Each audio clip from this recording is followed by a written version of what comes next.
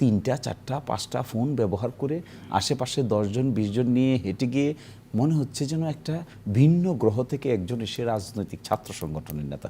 এটা না তো, ইট শুড নট বি। জামাত এবং শিবির তাদের সব কমিটিকে প্রকাশ্যভাবে আছে আপনাদের? অবশ্যই। আপনি একটা জিনিস দেখেন তো, কত লোক বিএনপির কর্মী আছে আপনি জানি, আমরা জানি। আপনি কোনো লিস্ট পাবেন?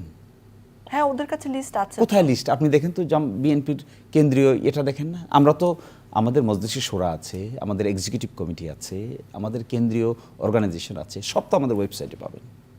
লিস্টে গিয়ে দেখেন মজলিস শোরার সদস্য আছে, ছাত্র শিবির গিয়ে দেখেন কারা কার্যকরী পরিষদে আছে, কার্যকরী পরিষদে অতীতে কারা ছিল, কারা কেন্দ্রীয় সভাপতি ছিল, কারা সেক্রেটারি জেনারেল ছিল, সব তো আছে। এবং ঢাকা বিশ্ববিদ্যালয়ের ওয়েবসাইটে গিয়ে দেখেন তো শিবিরের কমিটির তালিকা দেওয়া আছে ওখানে।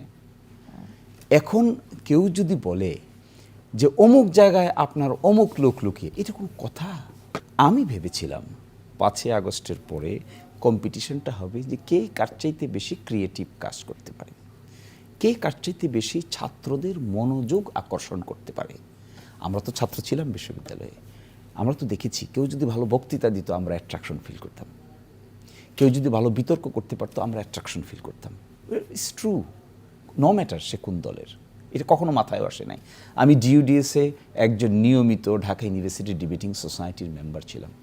আমরা দেখেছি কোনো একজন বড় ভাই যে দলেরই হোক না কেন, লেফট হোক রাইট হোক, ওয়ে অফ প্রেজেন্টেশন দেখে আমরা অ্যাট্রাকশন ফিল। আপনি কি ছাত্র জীবনে শিবিরের সাথে জড়িত? হ্যাঁ ছিলাম। আমি শিবির ঢাকা বিশ্ববিদ্যালয়ের সভাপতি ছিলাম, আমি সেক্রেটারি জেনারেল ছিলাম সারা বাংলাদেশে। প্রকাশ্যে রাজনীতি করেছেন? ঢাকা বিশ্ববিদ্যালয়ে ছিলাম আমরা। তো আমরা ডিইউডিএসে যখন যেতাম, আমরা যখন দেখতাম একজন খুব গুড পারফর্মিং, স্মৃতিতে আমাদের এটা থেকে যেত। আমার এখনও মনে পড়ে ওই সময় ছাত্রলীগের সংগঠনের সঙ্গে যুক্ত ছিলেন এক ভাই, যিনি প্রতিদিন আমরা দেখতাম ঢাকা ইউনিভার্সিটি সেন্ট্রাল মসজিদে ফার্স্ট কাতারে গিয়ে নামাজ পড়তেন। এটি দেখে আমরা একটু অবাক হয়ে তাকাই থাকতাম, আরে লোকটা এত পাংচুয়াল।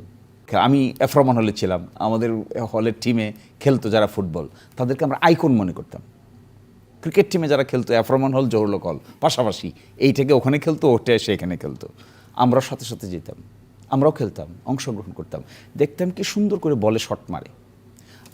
আমি ব্যক্তিগতভাবে মনে করেছিলাম 5ই আগস্টের পরে এই ধরনের পরিবর্তন হবে।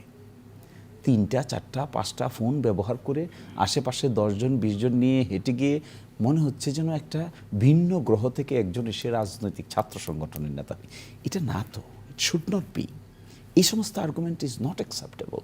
এবং সংসদে বলেছেন এনি ভাই এমপি, তিনি বলেছেন যে এই ধরনের ছাত্র রাজনীতি আর বাংলাদেশের মানুষ পছন্দ করে না, করবে না।